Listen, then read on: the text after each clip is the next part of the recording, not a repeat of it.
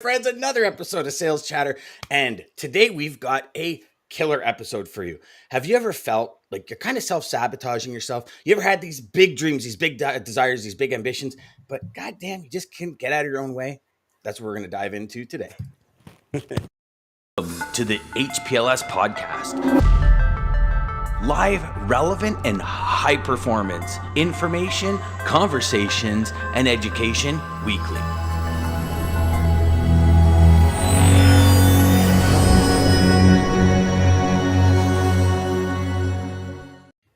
Do you see that DJ Lisa came in strong today with the good morning? That's right. And not only that, she's doubling it up again. LinkedIn and Lisa, YouTube. Good morning, Daman. Good to see you again, my friend. So today is a big one. Everybody, y'all can see who's here. Dooner from Freightwaves is here, and Dooner, I could tell you that the last time you and I spoke back on high performance logistics sales, gosh, going on a year and a half ago, I think now. Your story was amazing. And for today, the idea of getting out of our own way, the idea that we can kind of self-sabotage ourselves quite a bit. There's a lot of, not necessarily that I want to get into it, but there's a lot of talk about this whole Will Smith, Chris Rock thing, where it's kind of this self-sabotage that he's known for. Doesn't here or there, because I know we had that talk already. But, I'd like you to just share with the audience your backstory, because a lot of people see you as the super host on Freightwaves, on What the Truck, on Put the Coffee Down. Your style, you're just a very energetic, and like your energy is infectious in a really good way. But there's a backstory to Dooner that a lot of people don't know about. So I was hoping you could share that for us, and then we can start diving into getting out of our own way.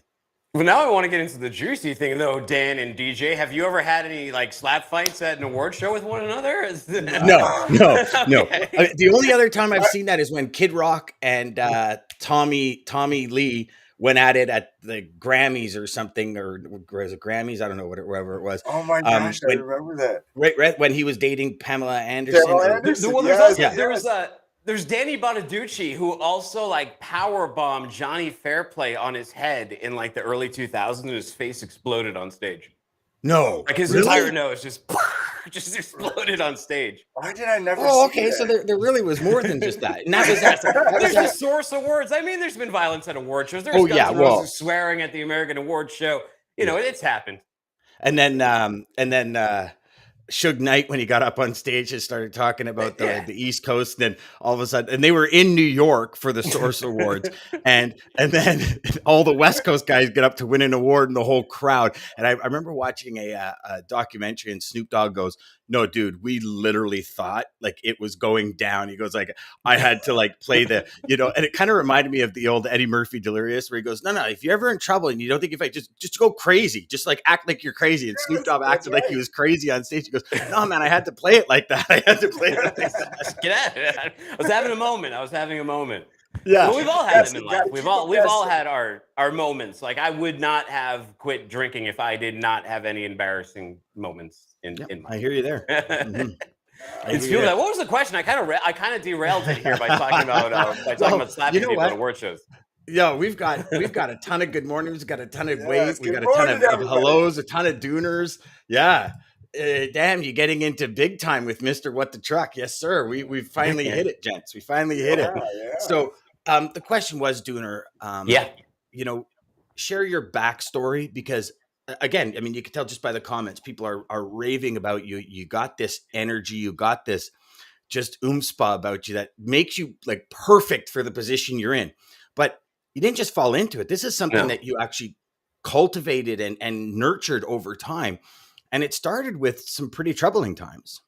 Yeah, it did. So, I've been in this business in logistics since 2005, and I kind of fell into it. I was in the music industry beforehand, and I thought it would be a 3-month gig to get me through the winter and have some I was 26. I remember I just got off my dad's health insurance too. So it was I really needed a full-time job. I just moved back to Boston, and I went to FedEx Trade Networks, and then I learned so much about this business, and I got so caught up into it. But all along the way, ever since college, I've had issues with alcohol. I drank too much. And then when I got into sales, when I transitioned out of operations to sales, it got just sort of really bad, having like the wins and the losses and having that work from home schedule.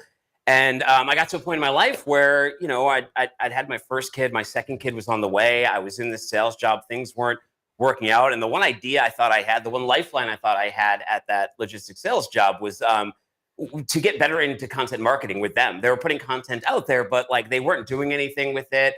And I thought if we did like a podcast, it would be a great Trojan horse. It'd be a great introduction. It would be a great way to have talks with some of the leaders in Boston whose doors I couldn't open. And fortunately, they didn't think that was a good idea. They didn't like me very much. And I got fired with 3 weeks before my second kid was born. And I remember when I was leaving the job, I was thinking like, because they gave me a live paycheck. And I'm like, hell yeah, I'm going to go buy a bottle of Tito's. And I did. And, I told my wife about the thing and I, felt low on myself. Then I went and got another bottle, another one. And then I was up, I'd been up for like a few days and I was up in the middle of the night and I called up a buddy of mine who I used to work with, who I knew went through a journey of recovery.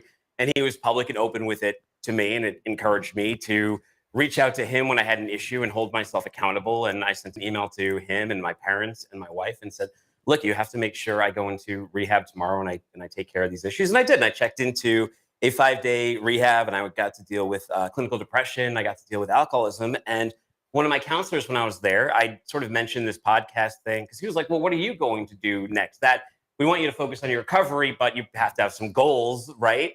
So one of them was like, you know what? I think I'm going to just do this podcast anyway that I was thinking about because then it could be like a living resume for me and I can express some of my knowledge and I can make those same connections I thought would work in sales. And it was rough at first. Like I mentioned, we just had that second kid. I wasn't making any money. Fortunately, my wife was making a little bit, but not very much. We almost went bankrupt, but I built this site, this show called The Shipping Pod up from the ground up. And eventually we got heard by Steve Aborn at Freight Plus. And he hired me to ghostwrite some blogs and eventually make some podcasts. And then he hired me to be their marketing director. I launched their show, Consulting Logistics. And that led me to interviewing Craig Fuller. And then Craig Fuller said, hey, if you want a podcast full time, you need a job down here, come down to Chattanooga. So I came down here and it's actually a really cool week to be having this conversation because so much of what I do now is tethered to that journey and that decision to start the podcast and get into recovery that to me that they're so married. And I always think about this and I think about this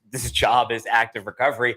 And this week, we're launching the next sort of iteration of what I've been doing, which is Back the Truck Up, which is a freight culture site by truckers and industry veterans, delivering news, opinions, commentary through articles, blogs, memes, podcasts, and TV shows. And that should be launching at the end of the week. Between this conversation and now, I've just been dealing with the new team on the back end and getting that content schedule together. And it's just been really cool and really sort of magical to just see it all grow and grow in a positive way.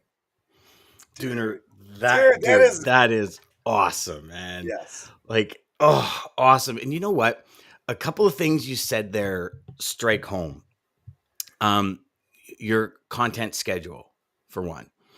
The fact that there was no money, there was nothing, and you said, I'm going to do it anyways.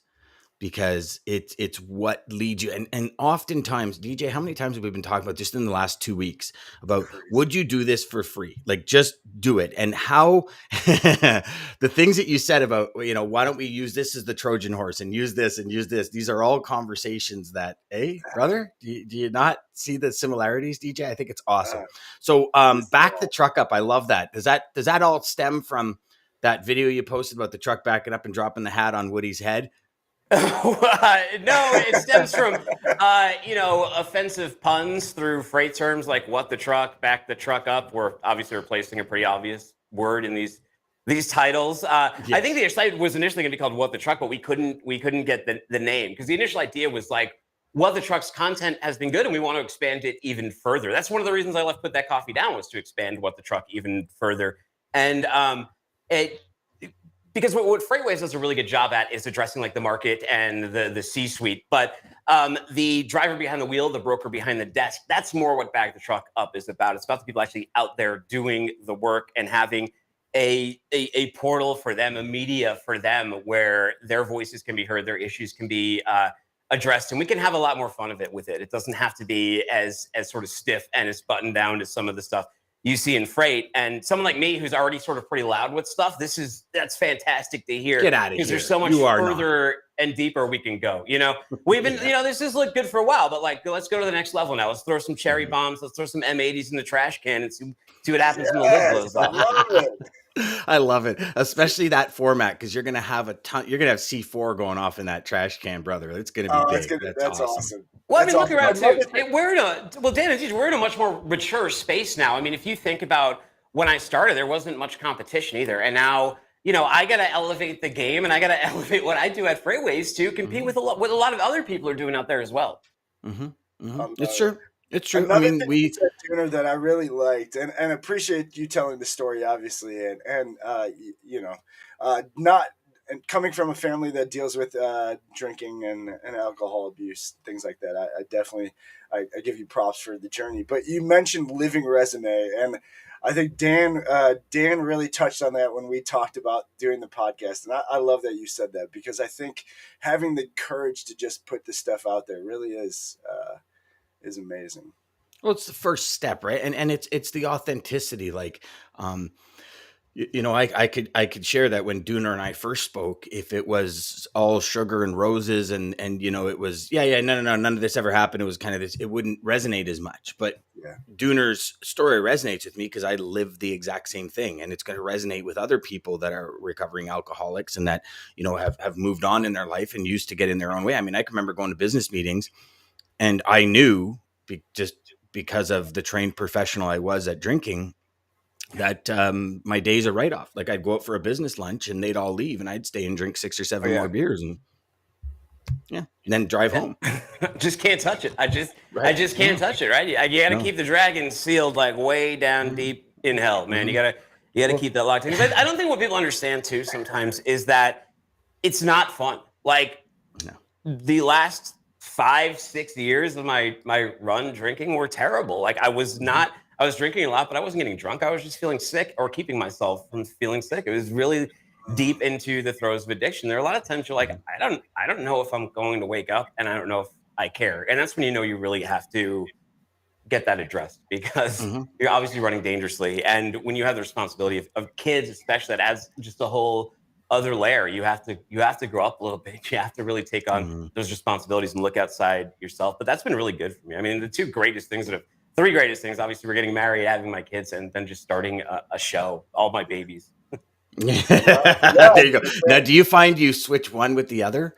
I find sometimes in my world, I mean, I've got an addictive personality, and in my world, it's like, I go in with feet, head, legs, like back, like I just find I go from one to the next, meaning like my passion and my focus when I'm on a mission is like, you can't stop me. I will go through mountains.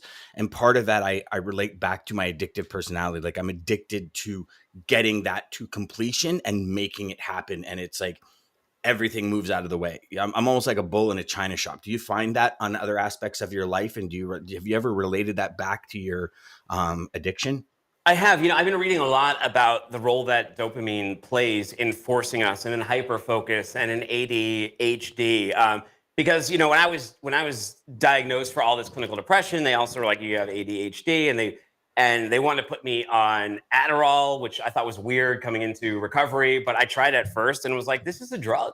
This is a drug. I want to start like inhaling this or taking the whole bottle after 2 days when it stops giving me a feeling. That's what I want to do. So I can't be on this anymore. I actually switched to a non-narcotic Wellbutrin, which has been much better for me. But I've been really reading about that. It's such a scary thing because it's awesome. You have this superpower of like hyper focus, but then you also have this fear of like, I hope I don't become disinterested, because if I do, then it's like dead to me. Then I completely like move on. Like I can become like obsessed with like pinball for a week and become like a really good like pinball player, but then I'll like grandmaster pinball player. Yeah, I never want to touch like pinball again. That's just a recent foray into something that I was doing.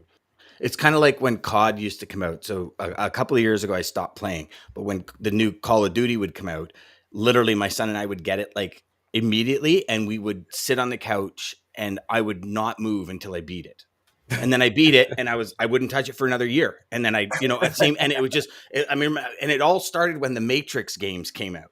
because I'm a huge Matrix fan. I'm like, the Matrix game came, and I sat there and I just played. DJ, the game how do you until put I up beat with him? How do you deal with this guy? Listen. It's I sit here and smile most of the time. This is what I do. Lisa says, "Good for you, Dooner. Good for you." Yes. I agree. Jeff says, "Honestly, it's the best right here, folks." Thanks, buddy. Thanks. Thanks, Jeff. It is. Honesty is the best. What the truck? Most of us got into logistics, not knowing what was going to end up. It was going to end up being a career. Absolutely. Once we see the potential and flexibility in industry provides, the opportunities are endless. Great story, Dooner. Always go all in. Stay blessed. Oh, that's awesome, Daman. That's why I always ask that question on Insiders about, what people wanted to be when, especially these founders of companies, what they wanted to be when they grew up, because almost none of them knew, like at 16, that they would be doing anything within transportation. They may have been like, I wanted to do something with tech, or, I want to do something with payments or finance. And then eventually they found their way into this business. And the cool thing is when you're talking to these founders and CEOs, they're getting younger. Or maybe I'm just getting older, but they seem to be getting younger and younger.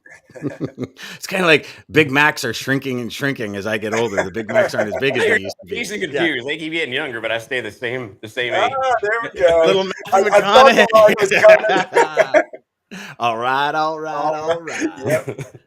Yep. Greg says, "I still want to know if that beard is seen just for men. I'm jealous." Oh, you go deep in here. You go deep in here. There's plenty of gray on their way through. That is on point there. Lisa says, "Story resonates with me too. Just over a year ago, I organically decided to not to drink anymore. Thanks for sharing." And that was a big reason, Dooner, because I know good for you. I know your story will resonate with a lot.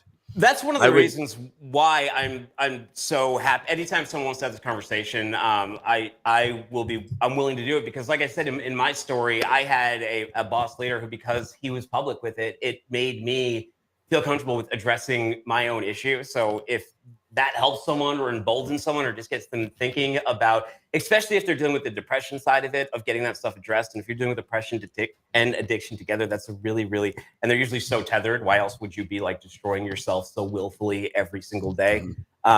If this helps you move closer to that, more than happy to always keep this dialogue open.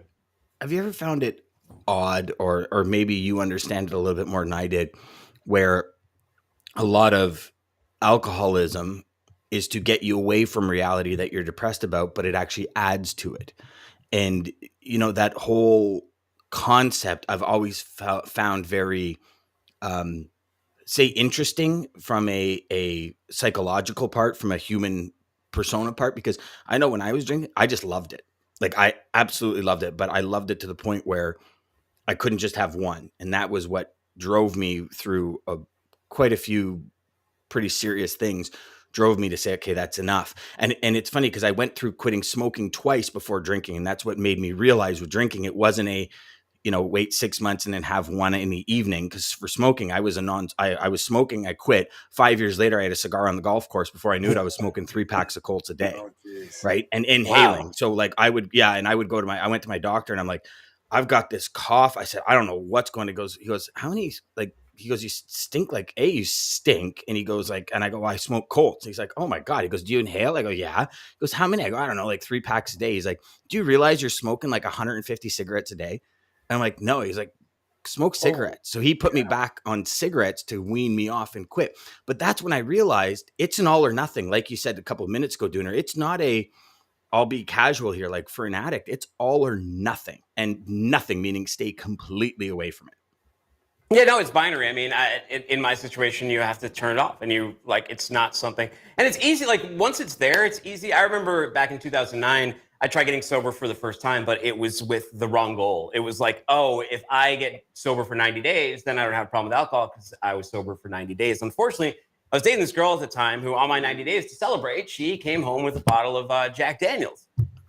And we started slow, but within a month, all it took was a month. Then it's very easy for me to go, I don't drink. I don't want to ruin my drinking number. I don't think it's poison. I don't touch it on the counter. I can still go to bars. I can do everything.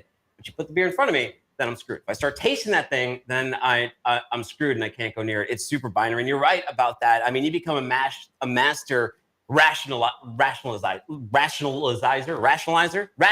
That's the word I'm looking for. Like you'd be out, I'd be out at sales events, right? And then a bar would open up and you'd be like, oh, well, obviously I need a few drinks just to to help me sell better. It's that social lubricant. When really it's just like, dude, you drink any waking hour that you can get away with it. Like, what are you acting like this is going to help you with social chatter or something like that? Now, Though, do you do Dan, any do you drink any non-alcoholic drinks now, like non-alcoholic beer or anything like that? No, I'm kind of bored. I drink like water and iced coffee. It doesn't mean That's it. Like iced tea. If I'm like really daring, I might have like a Diet Dr. Pepper or something. If I need. That is actually awesome. Diet Dr. Pepper is super good. Dr. like Pepper Zero. Try that if you haven't. It doesn't burn. It doesn't feel like I'm killing myself the same though as when you have like a Diet Coke or a Diet Dr. Pepper and just like that initial like from a can especially the initial like throat burn. Yeah. I don't know. There's something about that makes me feel alive. So I got to share something with you. And I went to non-alcoholic beer because I love beer. Like I love the taste of beer. So I started drinking non-alcoholic beer, and there would be parties just after I quit drinking where we'd go to, and I'd finish off like a 2-4 of non-alcoholic beer. Right. And it was always like, it was the joke of the party where it's like, hey, dude, you're driving, you got to slow down. Right. And I remember I used to actually, like in the summertime, I would have a can in my car, cause it was just like, I was drinking beer, like a little cozy and everything with a can of non-alcoholic beer. And I got pulled over one day, and there was a ride program, and I pull up and the guy's like, "You've been drinking?" I go, "No, I just have this." And I show him, he goes, yeah, no, that's not beer. And I went, dude, you could have paused for like a split second just to ponder it. He's like, no, that's like kid stuff. He says, says to me, he goes, that goes down like water. Forget about it. I'm like, hey, that's a good one. But the reason I bring that up is because I just actually last night got a 6-pack of non-alcoholic Corona, one of my favorite beers, and Corona's making non-alcoholic beer now. And I think it's becoming more conscious in our overall environment about non-alcoholic beer. Like you look at Heineken, Budweiser, all these companies making the non-alcoholic, and it tastes really good for somebody who enjoys the taste of beer, And so interesting. Daman says, I would throw non-alcoholic parties for years of seeing people getting too tipsy or saying something they regret. Yes. They decided to make all of our events, all family events where the kids were invited and be able to see their parents in a great light. You know what, Daman? That is awesome. Because how many times as a business owner, or how many times have we been at a function where somebody that's had too much tries to tell us how to run the business, or just gets that, maybe that was you, Dooner. I don't know. It was me. I'll tell you for sure. When I started in this industry, I was 17, turning 18 when I started. And at the first Christmas party, I think I just turned 19. And I remember sitting down with the owner, and I'm drinking Johnny Walker Blue, and I'm smoking a cigar. And he comes up, he goes, and at this point, the Christmas parties were all free. Like all the booze and everything was free. It was a smaller company. He comes up, he goes, "Do you know how much that alcohol is, that scotch is?" And I go, "No." He goes, "Do you know how much that cigar is?" I go, "No." He goes, "You don't produce enough to drink that." And I go, "Well, let me tell you about that." Oh, wow. All right. And it's funny because I mean, I'm a friggin' kid, right? Like I'm a kid, and I went on to tell this guy who'd been in the industry like 20 years how he should run his company, and I vividly, because on the Monday morning he comes, he goes, "You and me, we got to talk." Oh no. I mean, it's a tough combo for young reps too. A lot of times they get invited to their first conference or something. They haven't been to one in a while. They see the drinks are flowing. It's almost like a wedding sometimes. Each way you look, there can be a shot put in your hand plus a beer in front of you, and you got to be really careful, because when you start getting effed up, you don't remember those social norms that you need. Like, maybe this would be a really dumb freaking idea to challenge my boss on me spending too much money on a super top shelf, whiskey here. Yes. So Dooner, exactly. Share with us, because I mean, you got out of your own way. How would one, if they're not achieving the results they want, if they're having self-doubt, what are some suggestions you would give for people to say, like, listen, here's how you get out of your own way, and here's how you really start to achieve what you want? What are kind of some of where do you start to get to where you want to go, I guess, is a better question. You got to stop. Every time that voice comes up in your head that questions what you're doing, especially when you're doing negative stuff, maybe it's drinking too much, maybe it's using drugs, maybe it's cheating on your wife, maybe it's cheating on your company, maybe it's embezzling. I don't know what it is, but whatever it is that's holding you back, there's usually something really negative going on internally, and you have to start addressing those forces. And those forces, those pressures, can hurt not just the job that you're at, but your growth within the industry. And maybe the company you're with isn't the right one either. Maybe you need to reevaluate and you need to reposition. But if you really feel like you're walking up against a wall, the last thing you want to do is run into it even harder. And that's what I was doing for years. The only thing that really helped me was seeking outside help and allowing myself to be vulnerable enough and allow my ego to go down enough to listen to other people and to not be so defensive about everything that was wrong with myself, and actually accept that, okay, you do have depression, you do have alcoholism, and I know you don't want that, and I know that it sucks, but you actually have to deal with it like no one else is going to.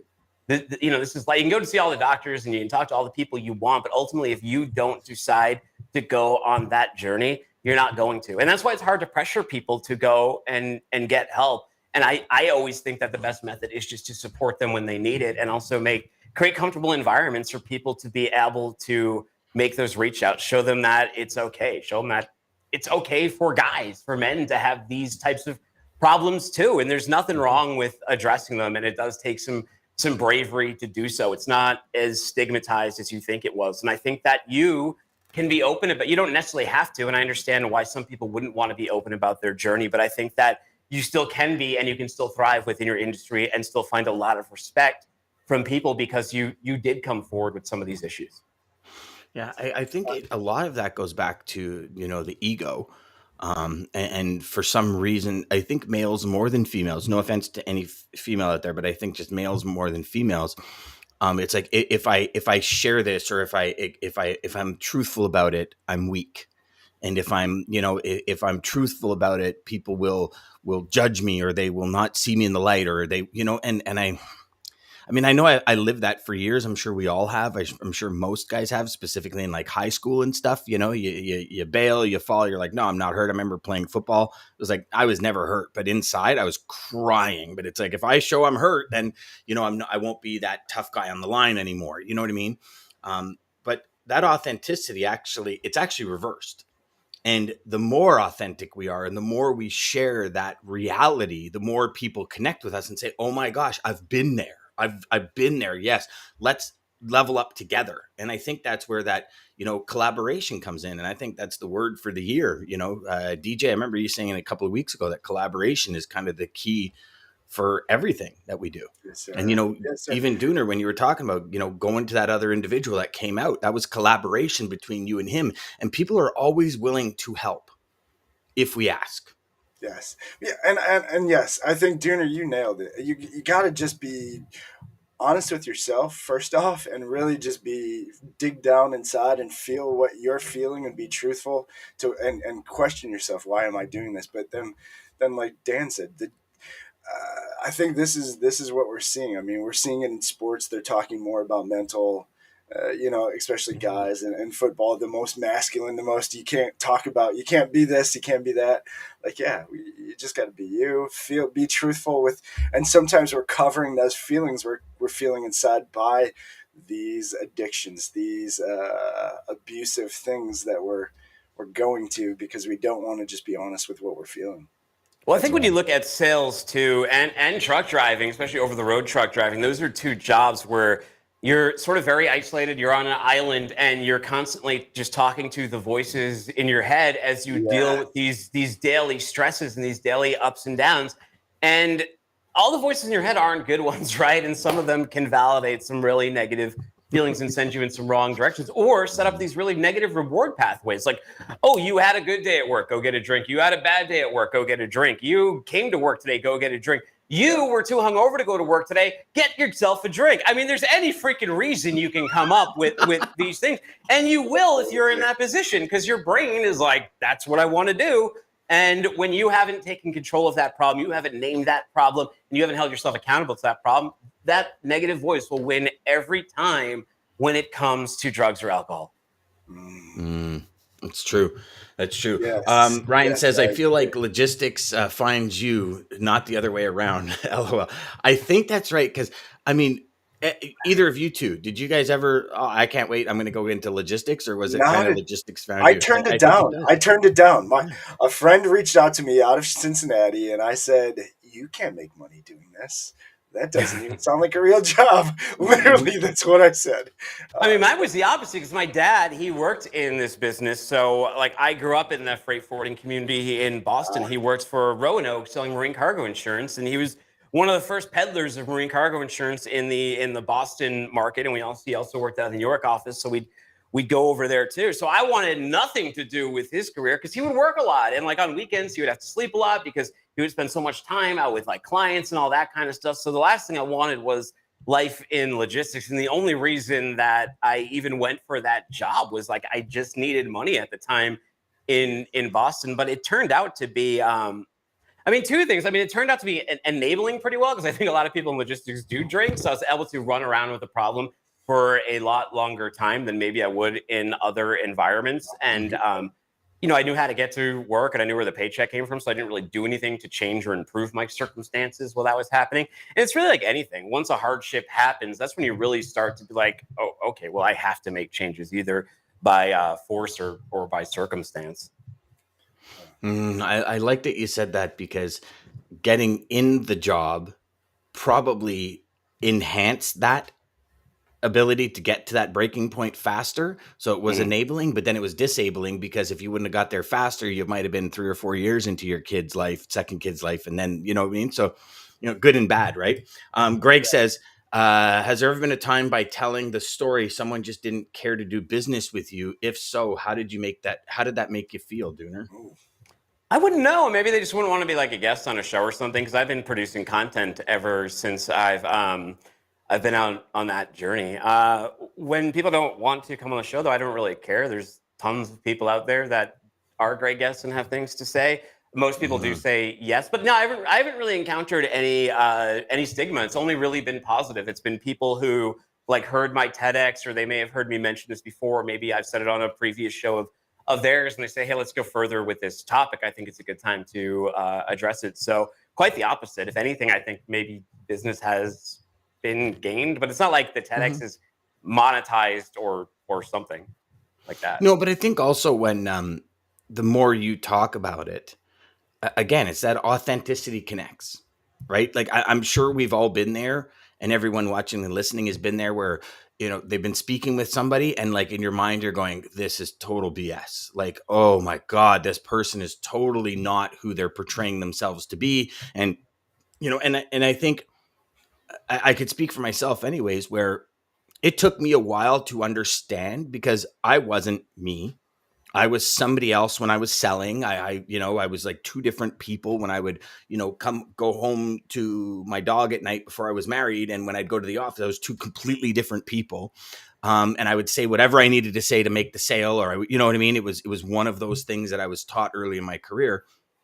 And it's funny because we try and hone our intuition, but how much effort or how much thought do we put to other people's intuition? Where it's like, no, I got this person convinced. I got this, and it's like, no, dude, you're so far beyond what that. And so just I think Dooner, the more and more Dooner, you tell I love that your story, answer the too, better. because in the end, it really we can't try to fit in a box to make everybody happy. We just have to be genuine and be ourselves, and the people who connect with us are going to connect. And if they have some weird feeling or they're weird, weirded out because of your story, like Greg mentioned, then And the same goes for business. We talk about ideal client profile. Same ICP, exact thing for business. Same exact thing for salespeople. Not every customer is going to be a good customer. Understand that, identify it. It's just like not everybody you meet is going to be your best friend on the You planet. don't need to force it. There's enough relationships. You don't need to force it. Damon brings up something, and can you imagine this? Go. Well, let's jump in. But like, I guess one thing that I sometimes get into is influencer stuff. I don't know if I've lost deals because of that, but if I did, like that's fine too, because this is sort of part of my identity, and it's something I'm open. And you don't want to deal with people that are going to be that superficial to lose deals because of that, Dooner. I mean, in the end, they're not the people you want to deal with anyway. So it's like there's never any, like in sales, in what you do and everything we do, when it involves bringing other people into our world, there's no failure. And this is my like firm belief. You will never change. No one will ever change. There's no failure, because the people that I want to do business with, the people that are like-minded, the people that want the same goals, the same drive, the same ambition, the same end results, we will always get along with. and we will attract them into our world. And that's why other people attract certain people, and we attract certain people because that's who we want to work with. Those are the people that we surround ourselves with. So, Dooner, anyone that didn't come into your world because of it, you're actually probably better off, because it would have been a pain in your ass to begin with, right? I mean, Dan, you might notice this though. I do think that people, when they do learn that story, they sometimes get a little weird. I had friends who, all of a sudden because when we hung out, we would drink, then you get sober and then they don't know how to hang out with you anymore. They don't want to invite you out to the bar. They're like, people drink. And you do lose. I'm not going to lie to you. If a lot of your friend network was built around drinking, you might lose some friends and acquaintances where the only thing that you had to keep you together was drinking. And I think even to this day, like there's times when people are going out, they're coming to visit Chattanooga, they don't invite me to go out because they're going to a bar and they think that might be a problem, but it's not at all. Like I'm perfectly fine with going to the bar. But at the same time, hey, you don't want to invite me? I'll hang out with my kids, man. I'll play some Lego Star Wars. That's cool too. Yes. Well, I remember our friend group that we were hanging out with. I quit in mid-July, mid-August, and in October for Halloween went to our first kind of party. And I remember within 10 minutes, one of my friends coming up to me going, okay, so listen, like whatever happens tonight, you're going to be the only one that remembers. So don't hold it against me. I'm like, whoa. I'm like, just settle down. I'm like, listen, man, I was that guy for years, right? Yeah. So you want to talk about don't holding anything against anyone? Don't hold anything against me. I was that guy every single weekend for years. And it did. We separated from a major portion of our friend group. And it was mainly me, because when I first quit, I couldn't be in those situations because it was too new I needed to heal, I guess, a bit, like I needed to build that barrier.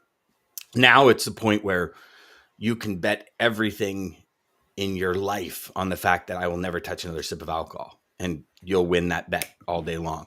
But when it first started, it was very difficult. And it's one of those things where I know firsthand how easy it would have been to slip back in. And I go back to that. If I hadn't have quit smoking, I probably would still be struggling with alcohol now. But because I knew the fact that, like, no matter what, I saw it happen with cigars, then leading back into full-time smoking, I knew it was an all or nothing. Right. But you're right. There's that friend group, that peer group that disappears, and you have to be prepared for it. I think, G.I. Joe knowing is half the battle, and if we don't know that part, it could cause a lot of, what do they call it?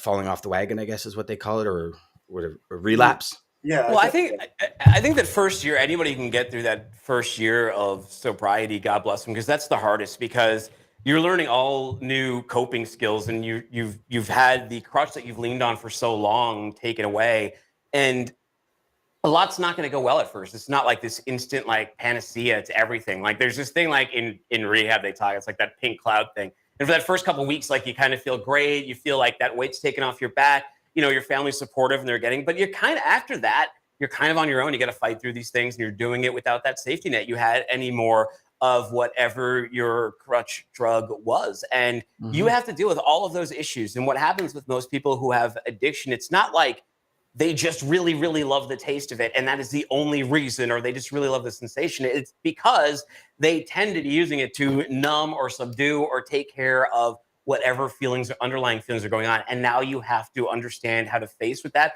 or live with that, or deal with that with none of the numbing agents that you had before. And that's really the hardest part of that first year. And those friends that you just kind of lose, and that reimagining of your life that you have to go through. And that's where like your closest family support system really comes in tough. And some of your business associates can start coming in a lot tougher too, because people start seeing the journey you're on. They start seeing you as more reliable.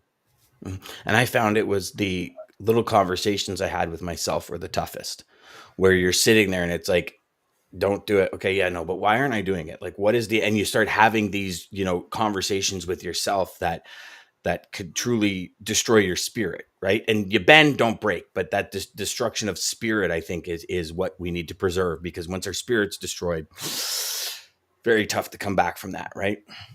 Yeah. So we got a ton of comments here, and then we're going to get going. Try serving alcohol at a party with over 100 drivers and tell me how it goes. Any of those parties I've attended at other companies, I would never end well. There was always one person that would act up 100%. Always. And then Maggie says, yes, what a great response. I know we're way behind on the comments. Sorry. It found me. That's about the logistics. Jeff says, my wife told me about a warehouse job when I was 20. The rest, as they say, is history. He's been living with that one for a long time. Who really signs your paycheck? Oh, that's a good one, Jeff, because I think we do. Who really signs your paycheck?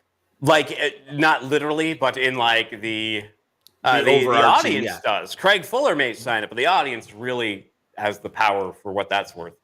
Yes, sir. Daman says the truth does set us free. Lisa says, like-minded, they are not friends. Yeah. If you lose them, they're not friends. And you know what, Jeff? You're absolutely right, brother.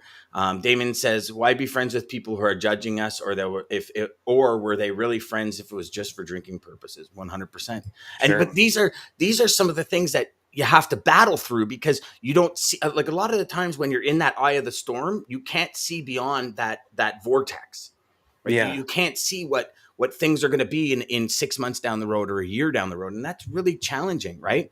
Plus, it's a highly addictive substance, and it's and it isn't talked about in society 100%. Antoine says it's not personal. Not everybody that comes in your is supposed to stay. Everything has an expiration date, 100%. Your customer How do we grow, right? Paycheck, I like that, Antoine. No one's going to grow at our same pace, too. People are going to outgrow us. We're going to outgrow people. And if that's not happening, it's unhealthy. And I think that also brings up a good point about those drinking buddies. When you just have those drinking buddies and they're there to support your habit, you're not creating buddies or friends or acquaintances in that time that could actually be helping you do something positive and furthering you along. Instead, you're sitting there and there's nothing wrong with killing time. Don't get me wrong. I'm talking more for people who are in the more extreme cases of alcoholism. But that's just another situation where you could be surrounding yourself with more like-minded people beyond just, hey, we like to get tanked and drive home drunk. Mm-hmm, mm-hmm. Yes. And Jeff says it right. He says your customer signs your paycheck. Remember that. And, that's the one thing, because, Dooner, you said audience. Your audience is your customer. Exactly. Right. And your audience signs your paycheck. Our audience over here signs our paychecks. And you're doing a great job, clearly. Yeah, definitely. Definitely. All right. So, DJ, that conversation was so Dooner, every day DJ picks a quote before we start the show. And he allows his intuition to help him pick the quote. We're going to see if he hit this nail on the head here. Go for it, Dooner. You will have to tell me. I feel like I picked a good one today. But again, thank you, Dooner, for joining us. Obviously, for what you do. If you want to give a shout out for what is it Back the Truck Up? Yeah, Back the Truck Up. The site backthetruckup.com will be up soon, probably by the end of the week, if all goes well. Everything's happening in the background, but we're working on the website staging and everything right now. So I can't wait till we hit the go live button on that. Obviously, What the Truck, Monday, Wednesdays, and Fridays, wherever you get podcasts, or watch it live on Freightwaves TV. And you can find me on LinkedIn at Timothy Dooner, DOONER, or on Twitter at Timothy Dooner. Awesome. Beauty, brother. And thank you again, Dooner. Thank you to everybody and all the great comments and all the you guys rock. Thank you. Yeah, thanks for sticking around for 45 minutes, everyone. That's awesome. Yes, for all of your time. Seriously. Every morning you want to start your day right with us. Start at Sales Chatter Live, Monday through Friday, 9 a.m. till 9:30. Ish. 9:45. Ish, Eastern Standard Time to start your day right with us. We do replay these shows if you did miss it. Like and subscribe down below if you're catching us on Sales Chatter Live or Dan Deegan on our YouTube channels. And thank you to American Logistics, Centurion Trucking. Quote comes from Jim Rohn, and it's discipline is the bridge between goals and accomplishments. Now, is that from Jim Rome? Is that when he beat up Jim Everett on Rome's Burning in the early 90s? Did he drop that quote right after? Do you remember that? That's like a sports moment right there. Jim Everett punched him in the head, didn't he? He kept calling him I think he did, actually, champion, and he was like, what? And he smashed him in the head. Yes, he did. We started with violence and we're ending with violence. There we go. There we go. To the HPLS podcast. Live, relevant, and high performance. Information, conversation.